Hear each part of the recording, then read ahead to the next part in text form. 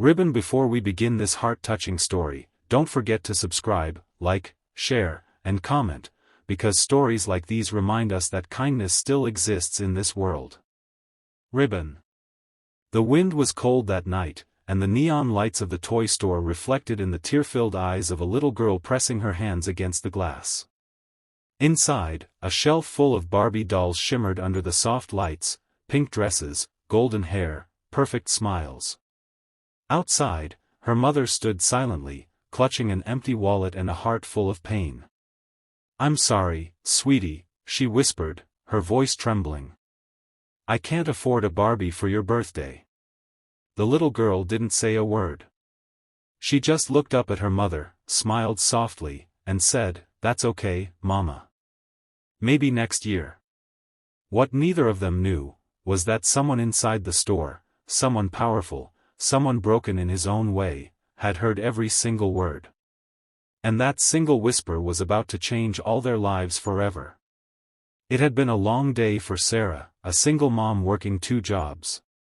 Her uniform still smelled faintly of coffee beans from the morning shift at the cafe, and her hands were raw from scrubbing tables at the diner in the evening.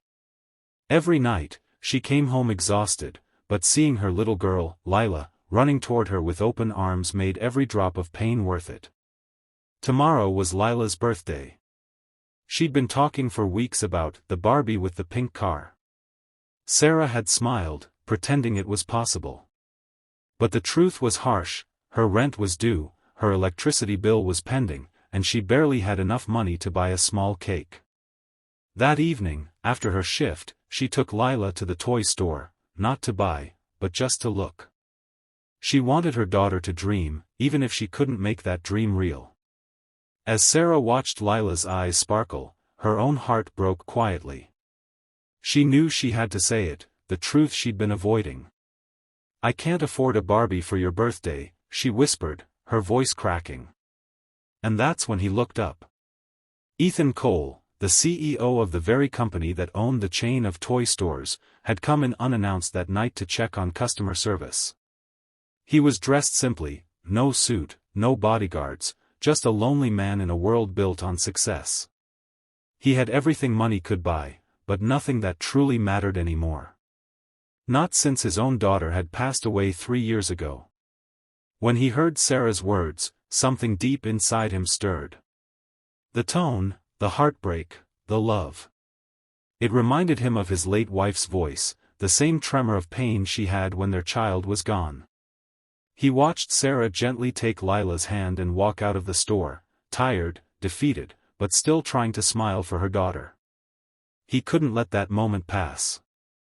The next morning, as Sarah prepared Lila's birthday breakfast, just toast and jam with one small candle, there was a knock at the door. She opened it to find a man in a gray coat, holding a large pink box and a card. "Delivery for Miss Lila," he said with a kind smile.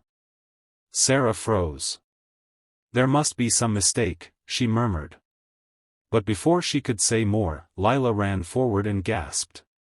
Inside the box was the exact Barbie doll with the pink car. Tears filled her little eyes as she looked at her mother. "Mama! You got it for me." Sarah's throat tightened. She didn't understand who had sent it, but seeing Lila's joy, her laughter, her dancing around the room, made her forget her confusion for a moment. Then she saw the card. It read, "For a little girl whose dreams deserve to come true. E.C." She stared at the initials, unsure what they meant. But the warmth in those simple words made her eyes glisten. That evening, there was another knock at the door. This time, it was Ethan Cole himself. Sarah stood frozen, unsure how to react. Ethan smiled gently. "I hope you don't mind me stopping by. I'm the one who sent the gift." Her voice trembled. "Why would you do that for us?" He hesitated, looking down. "Because I once had a daughter who loved Barbie dolls too. And I couldn't stand to hear another child's birthday be filled with sadness." Silence hung between them, a silence filled with gratitude, pain, and something unspoken. Ethan glanced around the tiny apartment, cracked walls, old furniture, but an atmosphere filled with love. "You're doing a wonderful job raising her," he said softly. Sarah shook her head. "I'm just trying to survive." He looked at her with an intensity that made her heart skip. "You're doing more than surviving, Sarah. You're teaching her what real love looks like." Before leaving, Ethan handed her an envelope. "Please, don't think of this as charity. Think of it as an opportunity."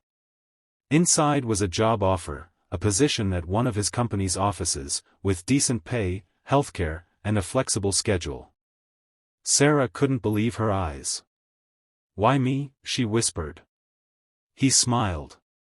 "Because people like you remind the world that good hearts still exist." Months passed. Sarah's life slowly changed. She started her new job, earning enough to move into a small but cozy apartment. Lila joined a better school, always carrying her pink Barbie wherever she went. Ethan often visited, not as a CEO, but as a friend. Over time, he found in Sarah and Lila the family warmth he had lost, and they found in him the hope they had been missing. On Lila's next birthday, Ethan was there, not as a stranger with gifts, but as someone who had become part of their story. This time, when Lila blew out her candles, she said, "Mama, my wish already came true." Sarah smiled, tears glistening in her eyes. And as Ethan watched them, he realized, sometimes the richest people are not those with the most money, but those with the biggest hearts. Sparkles, if this story touched your heart, don't forget to like, share, and subscribe. Because sometimes, one act of kindness can change a life forever. Sparkles.